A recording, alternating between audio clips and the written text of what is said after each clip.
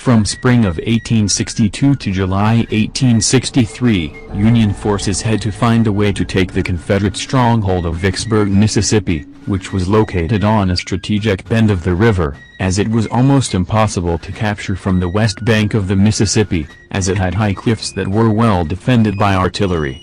The city became an important location of the Civil War when Confederate troops fortified it with a lot of heavy weaponry. Union General Ulysses S. Grant had tried many different ways to take control of the city but repeatedly failed. In April 1863, Grant marched his army south opposite of Vicksburg through Louisiana swamps. Also, several Union supply and gunboats passed Vicksburg at night to avoid heavy gunfire. While Confederate forces did fire on them, they made it through almost unscathed. By now Grant's army had over 70,000 men. Over the next few weeks Grant's forces pushed northeast towards the capital of Mississippi. They encountered plenty of Confederate forces at Port Gibson and Raymond.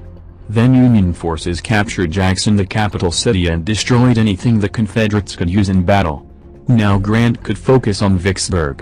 Grant marched towards Vicksburg, encountering a few Confederate forces, pushing them back to Vicksburg. Confederate defenders held up inside the heavily armed city. Grant's army had attempted to rush in and take over the city but failed.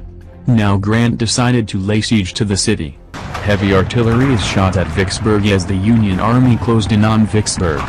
Men, women, and children are forced to live in caves and eat rodents such as rats to survive. Confederate General John C. Pemberton surrendered on the 47th day of siege, July 4, 1863. By taking control of Vicksburg, the Union Army had complete control of the Mississippi and could use it as they need.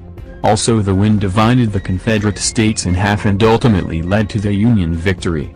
If Union forces were not able to take control of Vicksburg, the war could have ended very differently.